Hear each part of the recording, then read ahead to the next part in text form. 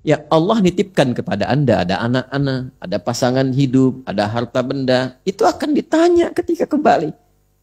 Nah, karena itu, rasakan ketika menerima titipan itu bagaimana kalau saya pulang, bagaimana kalau saya wafat, mengembalikan dan ditanya, mempertanggungjawabkan setiap titipan itu. Nah ini, spirit ini, usahakan ditampilkan ketika akan sholat. Kata Al-Quran, kalau hendak engkau sholat, rasakan mungkin sholat itu menjadi sholat terakhir dalam kehidupan kita. Dan boleh jadi saat sujud itu kita berpulang. Ini yang diisyaratkan oleh Nabi SAW setiap akan beliau sholat, setidaknya menghadap kepada jamaah itu, selain mengatakan istau, ya kan? Ya, beliau juga mengatakan apa? Sallu salatal muwadda'. Sholatlah, persiapkan diri kita saat ini seakan-akan ini sholat perpisahan kita dalam hidup. Nah kalau kita merasakan akan berpulang, kekhusyuan akan hadir.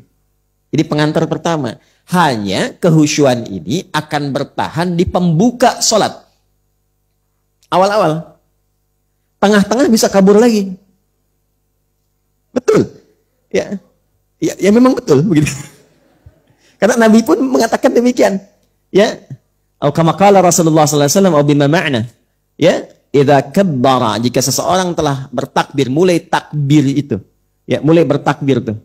Fayaqulu syaitanu, maka setan akan mulai berkata, uzkur kada, ingat ini ya, ingat itu ya.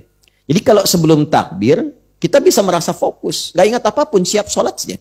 Qad qamatis shalah, iqamah kan? Qadnya li taqrib, untuk mendekatkan. Ayo sudah mulai akan sholat. Siap. Siapkan hati, khusyukkan. Mungkin akan wafat. Kita siap tuh. Tapi kalau sudah mulai bertakbir, setannya mulai datang. Ingat ini, ingat itu. Allahu Akbar. Ingat mobil, jemuran, status belum diupdate. Apa macam-macam muncul semua. Ya. Hatta la yash'ural musalli kam raka'atan yusalli, sampai ada orang sholat tidak sadar berapa rakaat sedang menunaikan sholatnya. Itu kata Nabi. Kalau Nabi bersabda demikian, pasti terjadi. Sholat subuh tadi berapa rakaat? 2. Ada yang 3. Ibu tadi sholat subuh? Kesiangan berarti. Ya? Tadi dulu subuh. Ya? Ada yang 3, padahal cuma 2. Maka untuk bisa mengurangi itu dan bisa menepikan hal yang mengganggu supaya bisa fokus dalam sholat, salah satunya apa? Salah satunya adalah mencoba mempelajari, memahami bacaan-bacaan yang dibaca dalam sholat. Itu isyaratnya ada di Quran surah ke-29 ayat 45. Utlu ma uhiya ilaika minal kitab wa aqimis salah. Sebelum Anda menunaikan sholat, kata Al-Quran, sebaiknya baca dulu, pahami dulu, lalu amalkan, praktekkan apa yang telah dipahami itu. Itulah sholat yang ideal. Tidak paham itu tidak berdosa. Gugur kewajiban. Jadi kalau kita, bukan kita. Kalau ada orang yang sholat, tidak mengerti, tidak paham apa yang dia baca, tapi dia benar secara fikih. Dari takbir sampai dengan salam. Itu menggugurkan kewajiban. Tidak dosa. Kewajiban gugur, pahala ada. Hanya kekhusyuan belum tentu diraih sempurna. Dan manfaat sholat dalam kehidupan belum tentu bisa didapat. Ya, apa di antara manfaat itu? Teruskan ayatnya. Innas sholata tanha 'anil fahsya wal munkar. Sholat yang benar, yang paham bacaan ini, yang mengerti tentang gerakan-gerakan kenapa mesti begitu, sehingga saking pahamnya ruku tuh terasa nikmat, sujud tuh enak gitu ya. Sampai banyak kisah dulu kita dapati, ada orang sedang sholat, anak panah lewat pun diam saja. Ya kan? Ada kan yang demikian itu ya? Terus ada kisah yang sangat viral di antara seorang sahabat itu yang terkena duri di kakinya. Ketika akan dicabut tuh sebelum sholat tuh sakit, saking sakitnya tuh sulit untuk dicabut. Ada seorang mengatakan kawannya, tenang, saya tahu kapan waktunya itu dicabut. Ketika dia sedang sholat, baru kemudian dikeluarkan itu, durinya itu. Dan tenang saja, tidak ada perubahan ekspresi bahkan di wajahnya. Ya. Kalau mau lebih dahsyat lagi, ya ada lagi, ini kisah nyata. Saya tidak menyampaikan sesuatu yang cerita yang aneh-aneh gitu ya. Ada kisah setelah itu, ada orang yang memang harus diamputasi bagian tubuhnya. Ya. Dan dulu kan belum ada obat bius seperti sekarang. Ya. Sampai kemudian sulit, berat. Aku khawatir membuat dia kesakitan atau bahkan lebih daripada itu, bukan hanya pingsan, bisa lebih membahayakan. Tapi apa jawabnya? Dia sampaikan kepada dokternya, saya tahu kapan itu harus diamputasi. Lakukan ketika saya sholat, katanya. Tidak ada perubahan sedikit pun di wajahnya. Baru setelah salam, pingsan. Setelah salam, pingsan. Tapi itulah sholat orang-orang dulu, kualitasnya demikian. Jadi ia mengerti apa yang ia bacakan. Bahkan baru takbir pun sudah ada getaran pada jiwanya. Itu sudah takut. Saya kan dulu pernah ajarkan di sini kan.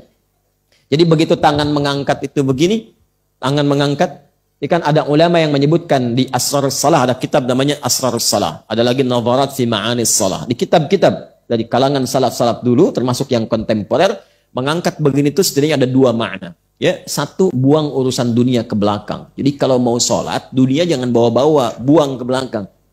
Jangan dibawa. Yang membuat seseorang tidak khusyuk itu ketika sholat, dunia masih dibawa. Itu poinnya. Yang kedua, kepasrahan kepada Allah. Pasrah. Ini yang dimaksud tadi, wa inna ilaihi rajiun. Begitu lisan mengucapkan Allahu Akbar, dunia kecil semua, hanya Allah sekarang yang agung. Ya, tapi itu secara hikmah, kalau paham makna, itu dalam ke hatinya. Ya Allah, aku berikrar Engkau yang paling agung, paling besar, paling hebat. Tapi bahkan sebelum sholat pun, kadang aku membawa kebesaran dalam kehidupan. Merasa lebih hebat dibanding orang lain. Ilmu yang paling tinggi, harta yang paling banyak, kedudukan yang paling berpangkat. Itu hal demikian. Dan pada saat yang sama merasakan bagaimana aku kalau diwafatkan dalam keadaan sombong dan agung itu. Muncullah kepasrahan. Disitulah kemudian dia berkata, Allahumma ba'id baini wa baina khataya. Ya kecilnya pengakuan. Itu kalau paham itu begitu. Ya Allah, aku akui, aku tuh banyak dosanya. Ya. Namun aku menyadari, Engkau pemaaf yang tiada batas bagi rahmatmu. Maka aku mohon ya Allah, pisahkan aku dan jauhkan dari kesalahan yang aku perbuat. Seperti Engkau jauhkan timur dan barat yang tidak pernah menyatu. Jangan buka itu lagi di hari kiamat. Aku taubat sekarang. Kalau di hari kiamat dikatakan, فَمَنْ يَعْمَلْ مِثْقَالَ ذَرَّةٍ خَيْرًا يَرَهُ وَمَنْ يَعْمَلْ مِثْقَالَ ذَرَّةٍ شَرًّا يَرَهُ. Yang kecil sekecil apapun dibuka, baik ataupun buruk.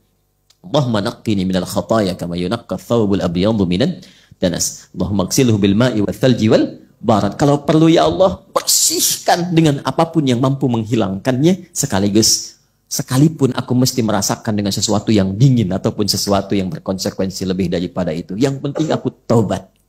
Itu baru takdir. Apalagi itu dibawa dalam sujud. Nikmat. Saking nikmatnya kadang-kadang tak sadar tiba ajal dan dia wafat dalam keadaan sujudnya.